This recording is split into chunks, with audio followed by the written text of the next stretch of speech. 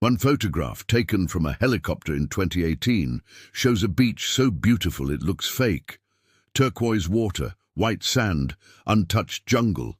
And yet, if you set foot on that beach, you could be dead within the hour. Not from disease, not from wild animals. From the people who live there, people who have made it very clear for centuries that outsiders are not welcome.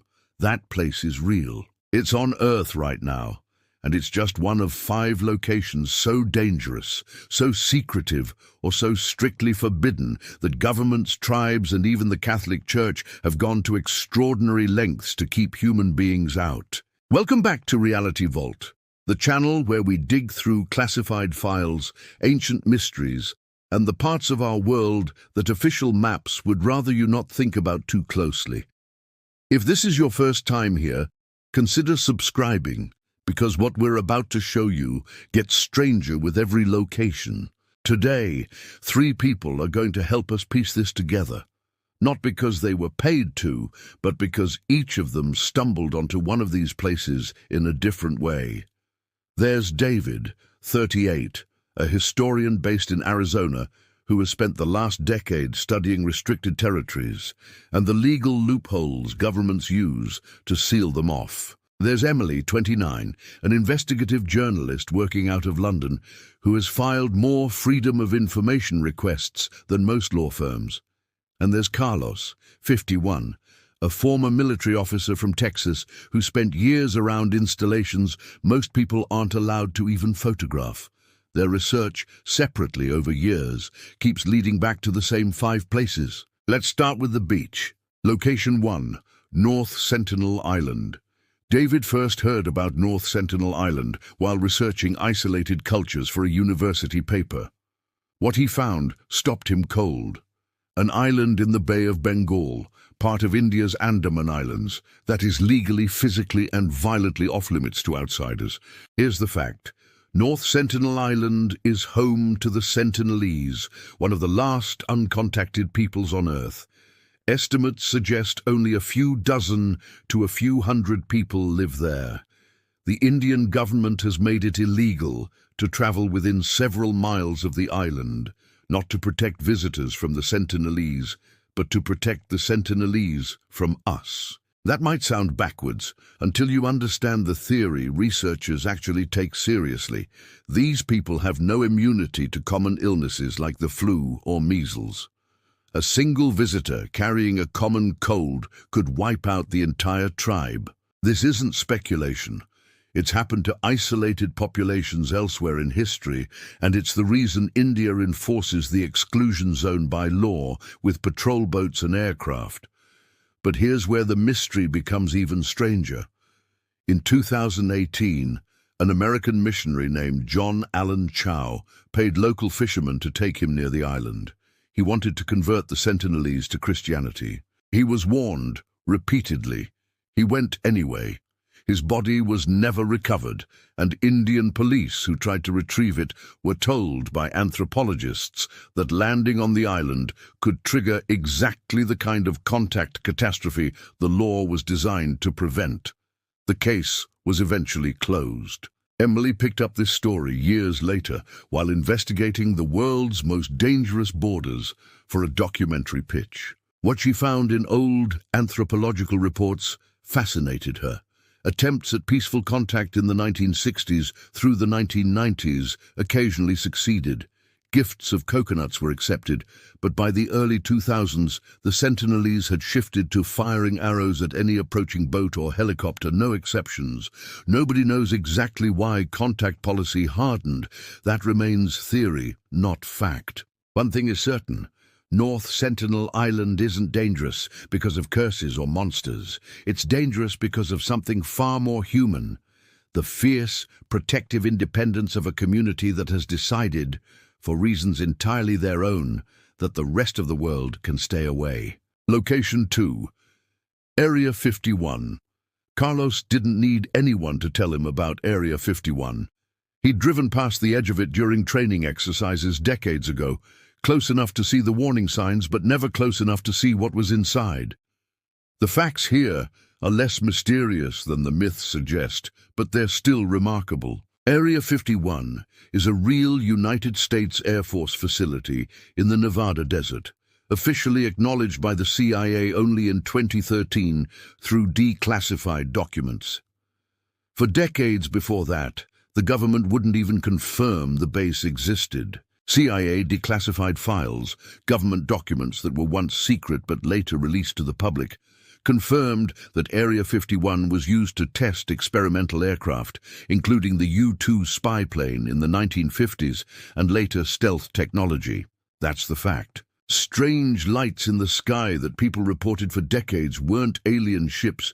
They were test pilots flying aircraft nobody outside the program had ever seen, at altitudes and speeds nobody expected. The theory, and this is where responsible storytelling draws a hard line, is that some of that unexplained activity fed the UFO rumors that turned Area 51 into a pop culture obsession. That part is reasonable speculation. What isn't reasonable is the claim, popular online, that the base holds recovered alien spacecraft or extraterrestrial bodies. There is no credible evidence for that. None of the declassified material, none of the whistleblower testimony that's held up to scrutiny supports it. What is documented is the base's security. Ground sensors, restricted airspace, and armed guards, known online as camo dudes, patrol a perimeter marked by signs stating that deadly force is authorized.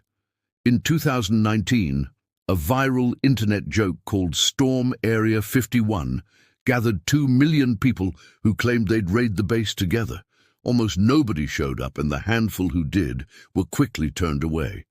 The Air Force's message was simple and unchanged for 70 years. This is real, functioning military property, and trespassing has real consequences. Carlos remembers the culture around bases like this well.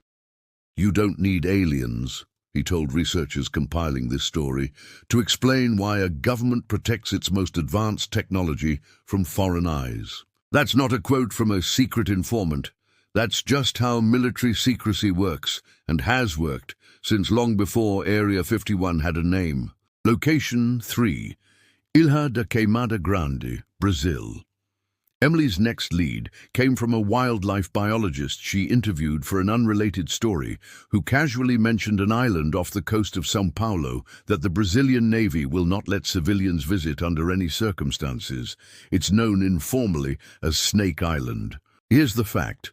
The island is home to the golden lancehead pit viper, a species found nowhere else on Earth. Estimates from herpetologists suggest there is roughly 1 snake per square meter across parts of the island. Some estimates go even higher. Its venom is extraordinarily potent, capable of melting human flesh around a bite, and there is no hospital, no help, and no cell signal for miles. The Brazilian government banned public access decades ago, officially to protect the endangered species from poachers, who can sell a single snake on the black market for enormous sums. That part is fact. The lighthouse keeper who once lived on the island required scheduled supply drops, and eventually the position was automated, according to reports from Brazilian outlets, after local stories claimed his family died from snakes entering their home. That specific story exists in local legend, but it isn't independently verified in official records, so we present it here as local legend, not confirmed history. What is confirmed is stranger than the legend needs to be.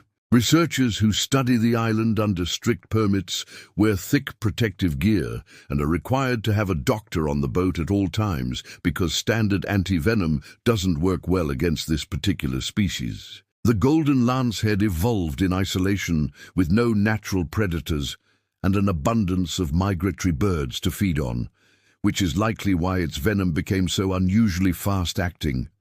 Birds need to die quickly, or they simply fly away. Carlos, who has spent time around hazardous environments professionally, put it simply. Some places don't need armed guards. Nature built its own perimeter. Location 4. Mezhgorie, Russia. David found this next case buried in a footnote of a Cold War history book, and once he started pulling the thread, he couldn't stop. Mezhgory is a closed town in the Ural Mountains of Russia, one of dozens of so-called closed administrative territorial formations that existed throughout the Soviet Union and, to a lesser extent, still exist today. These towns often didn't appear on official maps. Residents needed special permits simply to live there, and outsiders were, and largely still are, forbidden from entering without government clearance. The fact Mezhgory sits near Mount Yamantau, and satellite imagery from the 1990s revealed a massive excavation project cutting into the mountain, visible enough that American intelligence took serious notice. The theory, discussed by Western analysts for decades, is that the excavation created an enormous underground bunker complex, potentially intended as a continuity of government shelter in the event of nuclear war. Russian officials have offered different explanations over the years, at times describing it as a mineral storage facility or industrial site. No independent journalist has been allowed to verify what's actually inside. That uncertainty is exactly why this location remains a genuine, unresolved mystery rather than a settled fact. We simply don't know, and neither, it seems, does most of the outside world. Emily, who has filed international requests for information on closed cities before, said the silence itself is the story. When a government spends 30 years refusing to explain a hole in a mountain, she noted, that refusal becomes its own kind of evidence, not of what's there, but of how much they don't want anyone asking. Location 5. The Vatican Secret Archives, Archivio Apostolico Vaticano. Carlos's final contribution to this investigation came from an unexpected place, a Catholic chaplain he served with, who once mentioned, almost as a joke, that even cardinals need special permission to enter certain rooms of the Vatican's archive. The fact, the Vatican Apostolic Archive, renamed from Secret Archives in 2019 largely because the word secret in this context historically meant private, not hidden, holds roughly 53 linear miles of shelving containing documents dating back over 12 centuries. Access is restricted to qualified scholars who apply in advance, and even then, huge portions of the collection remain unavailable for study, either due to preservation concerns or church discretion. The theory that fuels endless online speculation is that the archive hides explosive secrets, lost gospels, evidence that would upend Christian history, correspondence that could embarrass the church. Popular fiction, most famously the novels of Dan Brown, has amplified this idea for entertainment. But historians who have actually worked inside the archive, and there are more of them than internet rumors suggest, describe something less cinematic: bureaucratic records, correspondence between popes and monarchs, papal accounting ledgers, and yes, historically significant documents like records from the trial of Galileo Galilei. Real, verified, and already studied by scholars for decades. What remains genuinely unresolved is simpler and, in its own way, more human. Nobody outside the Vatican knows exactly what's in the portions still closed to researchers, and the Church has never been required to explain that decision to anyone. That's not a conspiracy. That's just what total institutional privacy looks like when it's protected by centuries of tradition and a government that answers to no one but itself. Where this leaves us, David, Emily, and Carlos each arrived at these places through completely different doors: academic research, journalism, and military experience, and each of them came away with the same conclusion. Almost none of these locations are forbidden because of anything supernatural. They're forbidden because of disease risk, national security, deadly wildlife, unexplained government construction, and institutional privacy that has never been challenged.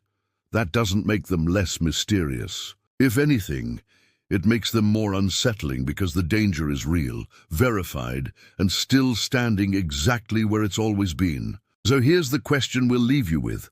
Of these 5 places, The island where contact can be fatal, the base built on secrecy, the island ruled by venom, the mountain hiding an unexplained excavation, or the archive too vast for even the church to fully account for?